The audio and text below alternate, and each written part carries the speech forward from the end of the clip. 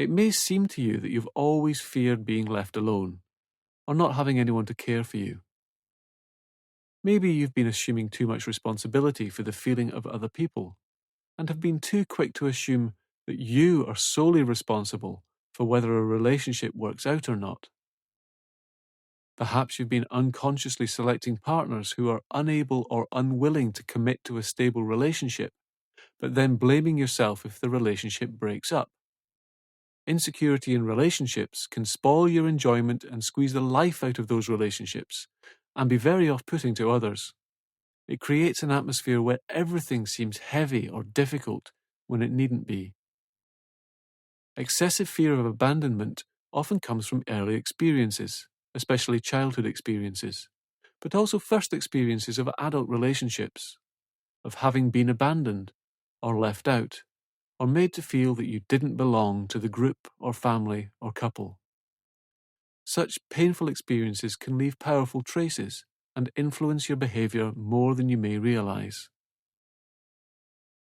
It may have resulted in you adopting a very defensive style in an attempt to ward off any danger of further abandonment, or you may have built up a belief that everyone is just waiting to let me down. This can lead to overly clingy behavior where you anxiously seek intimacy before the friendship or relationship is really ready for it. Relationships need time to grow, and demanding too much commitment too soon can put the other person off. Another common strategy which tends to backfire is trying to take too much control over the relationship, becoming a sort of control freak, where you always have to know what the other person is thinking, or planning, or doing. This too can drive someone you care for away. Fear of abandonment can lead you to take too much personal responsibility for the success of a relationship, becoming fearful of saying the slightest wrong word, or always treading on eggshells, in case you hurt or annoy the other person, with the result that you may put up with all kinds of bad treatment just in order to avoid abandonment. It's like being emotionally blackmailed by your own fears. The trouble is, when you're constantly looking for signs of something, you tend to find it everywhere, just like the hypochondriac whose worry about every little thing is eventually what makes them ill. A healthy relationship is mutually supportive and respectful, and allows room for both partners to speak their minds when appropriate, without fearing that this will endanger the relationship. If we get into a relationship with someone who is unable to supply respect and support, then we're trying to get something from someone who doesn't have it to give, which, of course, is unworkable.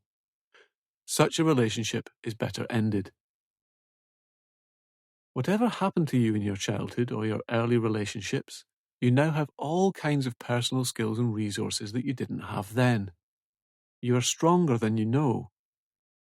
Although you may sometimes feel just like you did back then, you can recognize more and more that you are a different person now, and you can successfully live independently and relate freely in loving and supportive relationships. When you begin to relax more in your relationships, your old abandonment radar gets switched off, and you can start to just live and enjoy your relationships more fully. This session is a great opportunity for you to relax and feel calmer about all relationships generally.